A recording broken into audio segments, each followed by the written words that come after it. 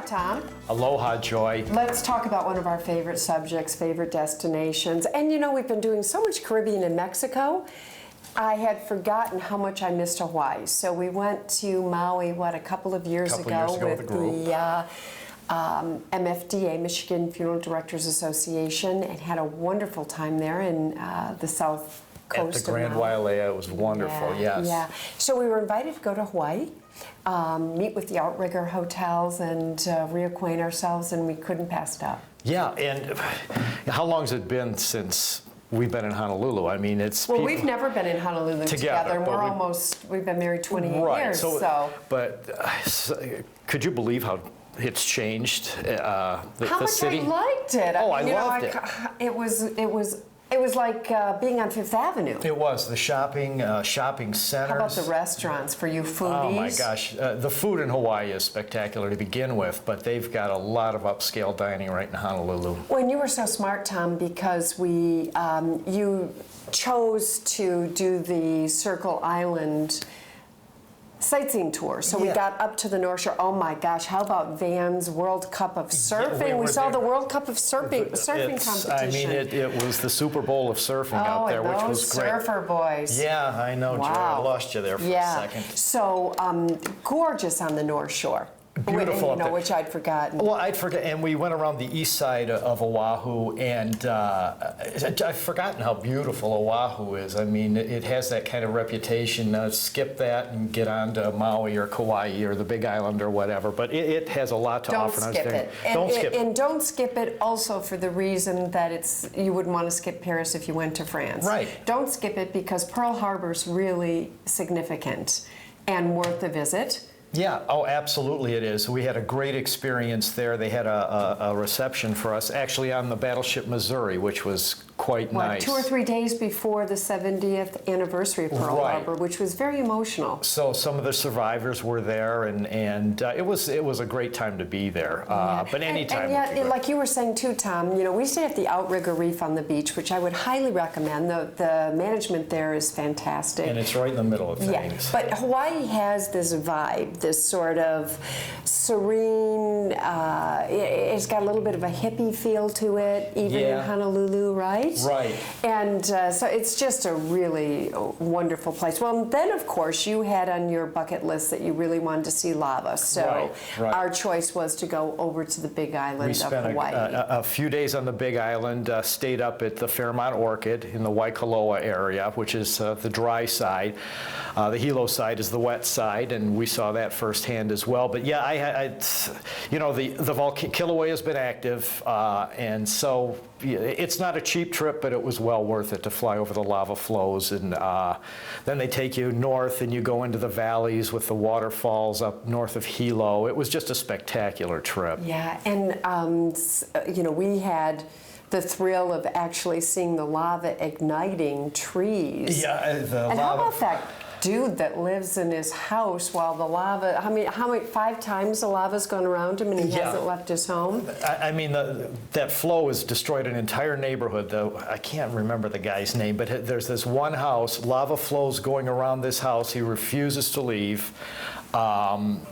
And it's really, we flew right over his house, and I don't know how he sleeps at night, but it was interesting. Yeah, but the Big Island is really special, isn't it, Tom? It's so different. And the hike that we took, that was pretty challenging. Well, it was kind of an entry-level hike, but it was beautiful. The Palolu Valley is where and there's a little town up there called Hawi, Hawi, and we had a great lunch there at Bamboo, and it was a fun day. Yeah, it was fun all the way around. We rented a Challenger, remember that great little...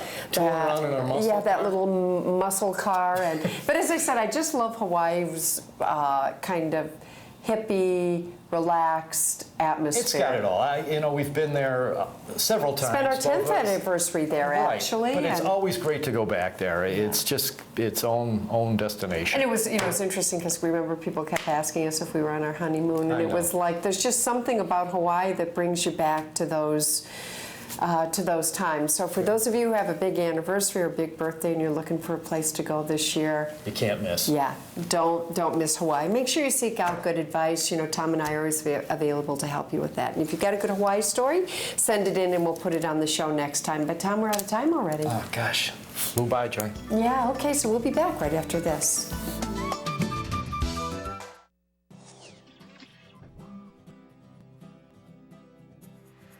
Okay, the blood drive is in a few days.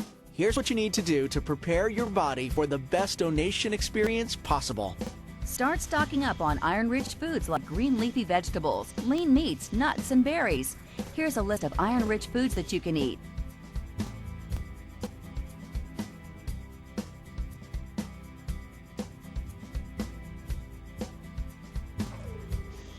Also, avoid fatty foods a day or so before you plan to donate. Be sure to get a good night's sleep before donation day.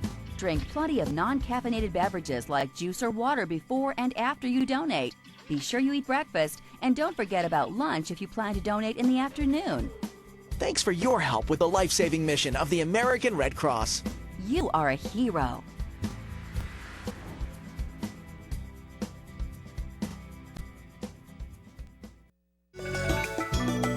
Well, we're pretty excited today because we have Trustee Brett Dreyfus with us, and thank you so much for taking time out to come down. But just tell us, what took you to Turkey? This is the most wonderful story. I was very fortunate that I was involved with a nonprofit group called the Niagara Foundation.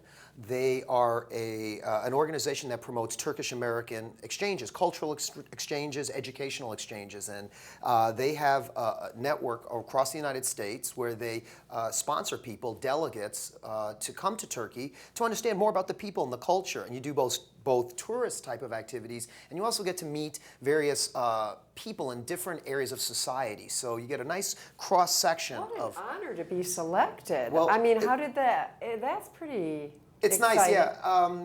As my role as a trustee, the people get invited to events. I've gone to a number of their local community events, both at the Capitol and here in Meridian Township. I expressed an interest in Turkey, had a lot of dialogues, and they said, we like sort of thought leaders or community-minded progressive people to come, and then knowing that I would come back and talk about my experiences and hopefully build an interest and a better understanding of Turkey and how perhaps people here in Michigan and Turkey could better connect. Well, I'm glad the community knows that you have that kind of a connection. So I've been in Istanbul before, and I really liked it. I always say JFK Jr. honeymooned in Istanbul. Oh, Did I you didn't know that. No, So I I think could that see that. speaks to the destination. So tell us your impression. Okay, so there's a lot to talk about, and I know the show is very limited, so I kind of have a lot of You could do a thoughts. whole hour on You could do on easily Turkey. several hours on Turkey. Exactly. We could do a whole Okay, let's do mini-series, that. episodic mini-series on webisodes on Turkey. And they would love for you to do that, too. And that's where they're at, too, because they're really emerging, too. That's a good segue, because Turkey is coming into their own. People don't realize Turkey was formed as a republic in 1924. Before that, they were really just a part of the Ottoman Empire, which lasted for about roughly 400 years. So just since 1924 was after World War I. The Ottoman had joined was part of the Germans and the Austrians, and they lost the war, and so they were divided up. But there was a guy named, his name became Ataturk, father of Turkey. This one man, Mustafa. Can't remember his last name, but he was on Times Man of the Year in 1923 for helping create this new Republic of Turkey. So Turkey's only been really around for about 80 years. In these last 80 plus years, they've gone through about 60 to 70 years of kind of quietly being the background, and now they're emerging. They're centrally located in the world. Istanbul is the capital of Turkey. It was also known as Constantinople.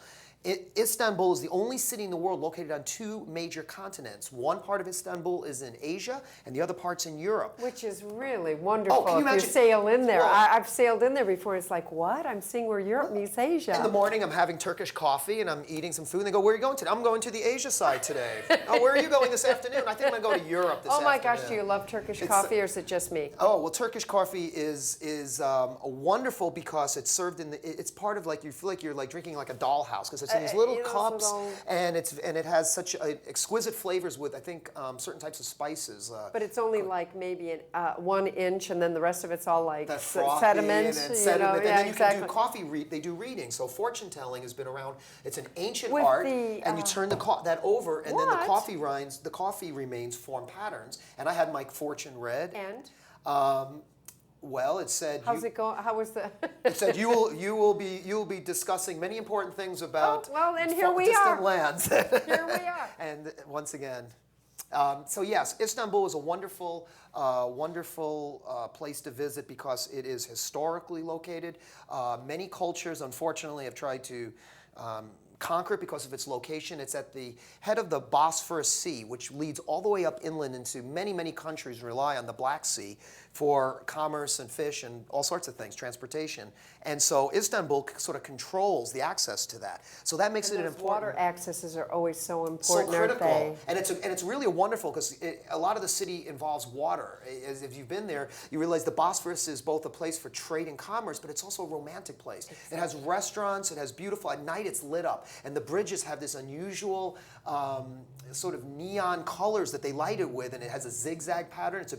Then it's called the Bosphorus Bridge, and you sit there and you're drinking some Turkish tea, perhaps, having some interesting food. The food is wonderful. Oh, I love the food, but I don't eat meat, so a lot of that. Oh, it's great, Yeah, vegetarians. it is. I love vegetables, and so I did have a wide assortment, some things that I didn't know. They have, I love salads, and they have a thing called raka salad, which means rocket salad. I go, why is it called rocket salad? So we'll take a bite. It's like, oh my God, it's pretty bitter. It's called bitter salads, but it's super healthy. And so I would, and they don't have salad dressings a lot of places I went for some reason. They didn't know, they'd have olive oil only, which. But again, that's a culturally It is a cultural thing. because you think like, what, salad without dressing, and they're probably thinking, what, you Right. put goo on your vegetables, you know? Exactly. So I just took whatever stuff. A lot of times, like the lamb meats, which is called kudzu meat.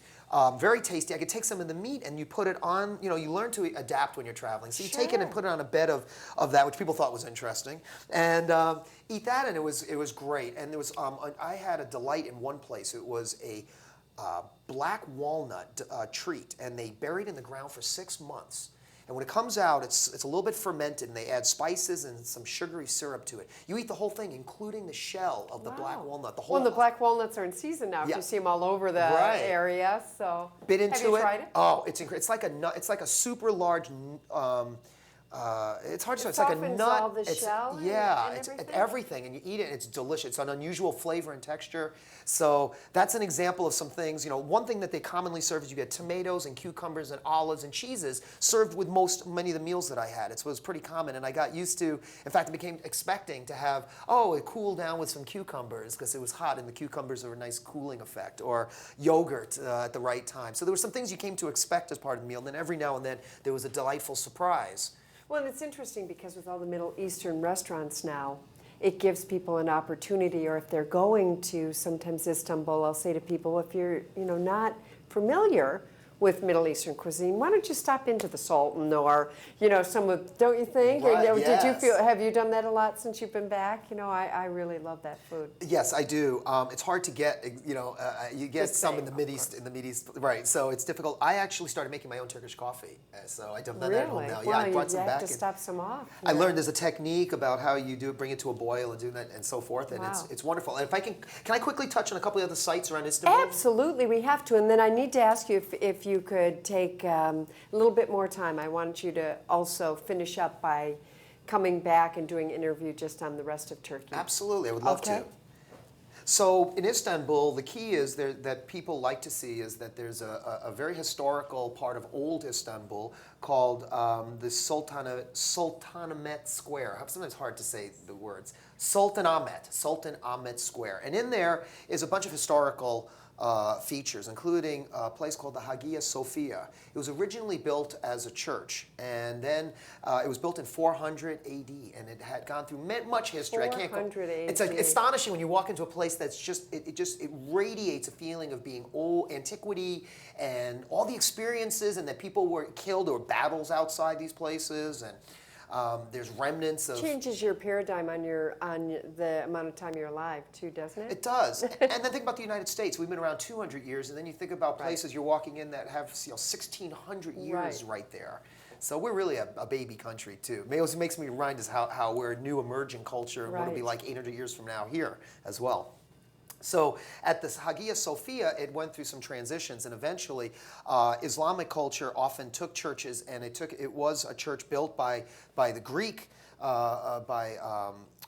Greek influence, and then became a mosque in the 1600s. So they painted over things, and so then there's always these restoration things that are going on. A lot of times they'll peel back tiles and to reveal these incredible mosaics, and a lot of places have those.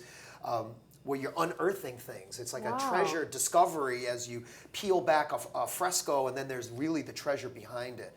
And now it's a museum because when Ataturk made Turkey Republic, he created a strict secular state, which now, that's a very important thing about what's happening now, because it was very important that he wanted to completely separate religion and state. And that could set Turkey apart from a lot of its neighbors in the Mideast.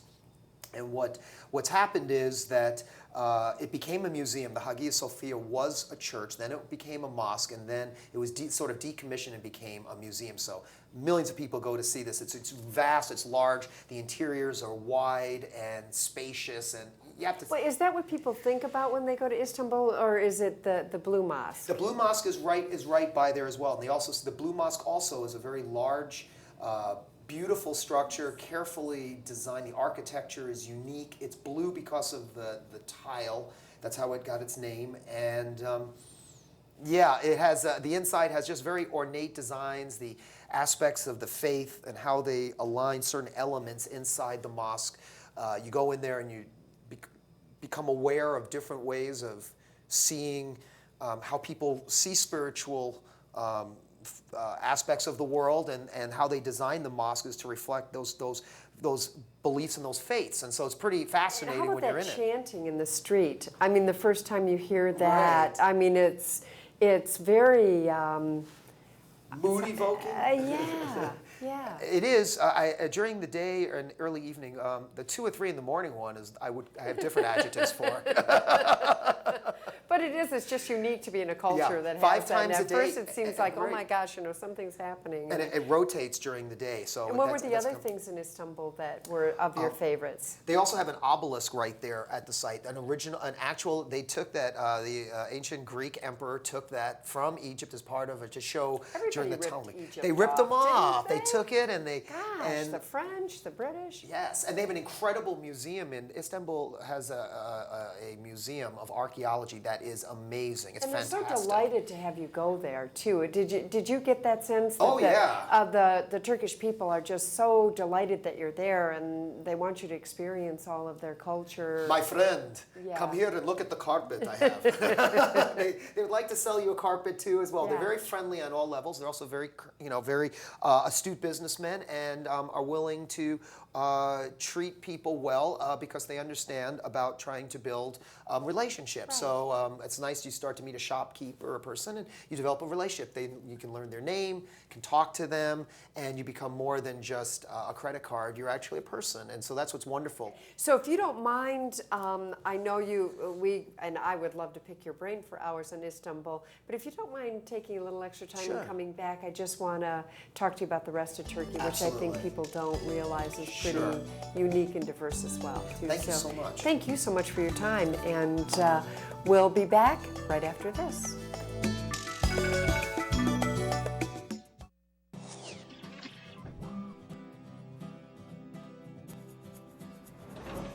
If you haven't donated blood before, or it's been a long time since you have donated, please come out. 97% of us will either need blood or know someone who needs blood in our lifetimes. That's almost all of us. Plus, blood is used for premature infants, patients battling cancer, people with sickle cell anemia, as well as many others. Did you know that less than 5% of the eligible population, meaning those that would be good candidates to donate blood, actually do? That's about 95% of people who could donate that aren't doing it. You never know when you or someone you love will need blood. Blood is perishable and only has a shelf life of 42 days. You can donate every 56 days, 6 times a year. Please come out and donate and give the gift of life.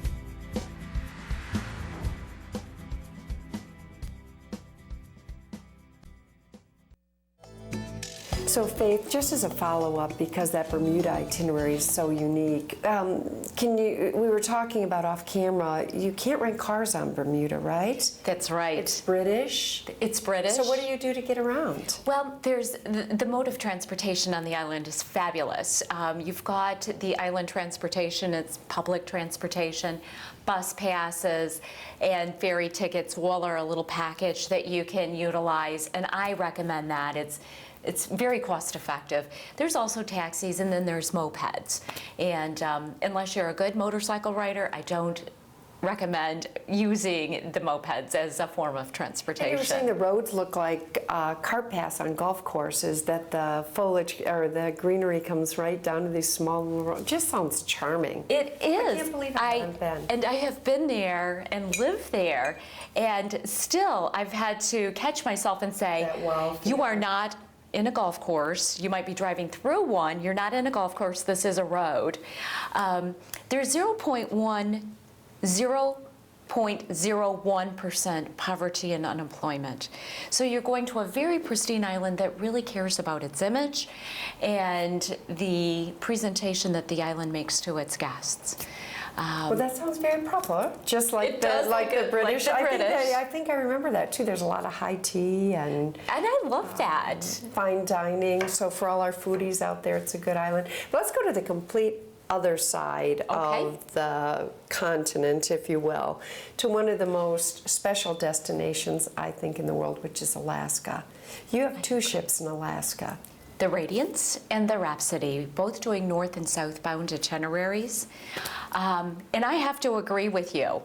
The Alaska sailing is probably one of the most unique, amazing, spiritual experiences that you can take. Royal Caribbean, the two ships that I just mentioned that we have in Alaska, Royal Caribbean really was strategic about putting the right hardware in that destination. The Radiance class, hence its name, offers over 50 acres of glass. There's no other ship that you want to do Alaska on because of the unobstructed views that you have. You're going up an elevator, it's wall glassed in right out to the outside, so that you're never missing a visual opportunity.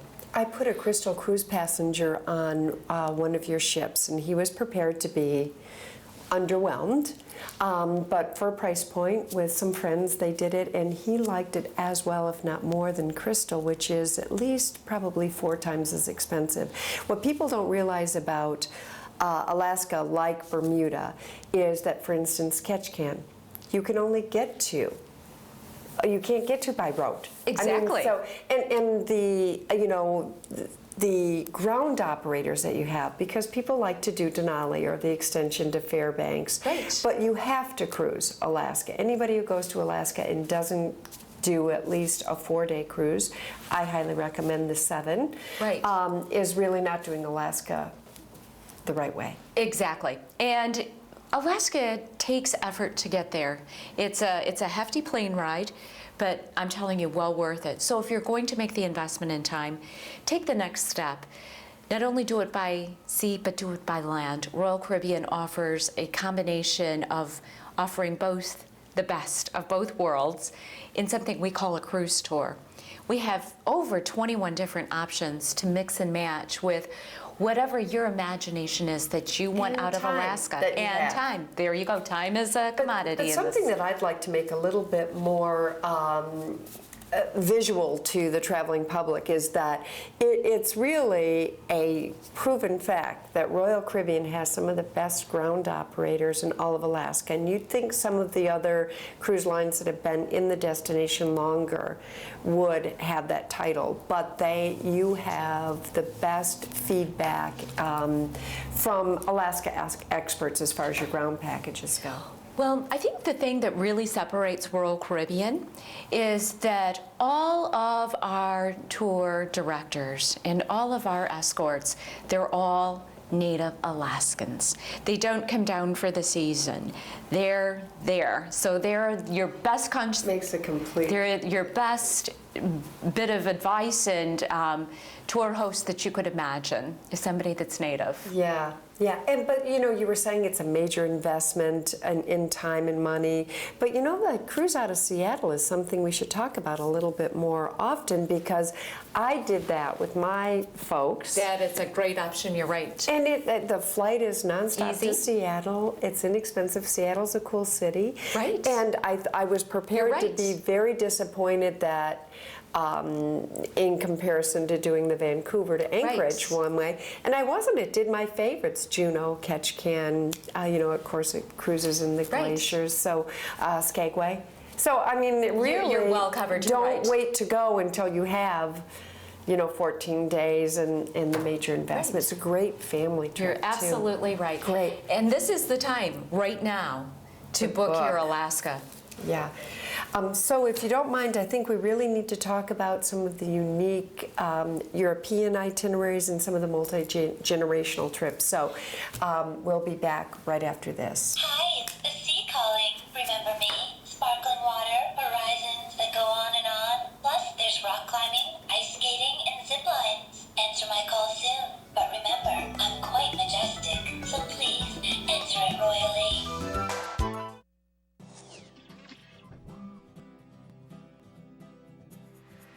Okay, the blood drive is in a few days. Here's what you need to do to prepare your body for the best donation experience possible. Start stocking up on iron-rich foods like green leafy vegetables, lean meats, nuts, and berries. Here's a list of iron-rich foods that you can eat.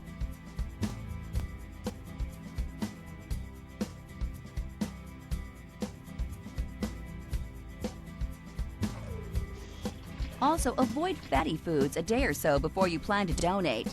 Be sure to get a good night's sleep before donation day.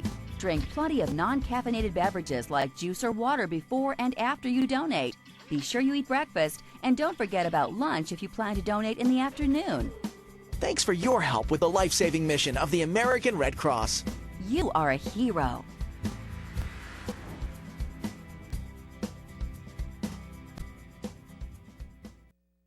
We've been talking a lot about travel and seasonal destinations, and I know you're looking at your schedules and saying spring break is coming, the summer months are coming, holidays are around the corner, believe it or not.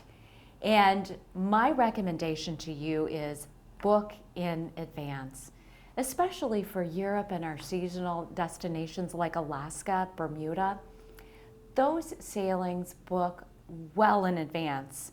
If you're a last minute to the party, if you will, booker, you're going to risk higher fares, flight availability being diminished, and the opportunity to get the stateroom of your choice.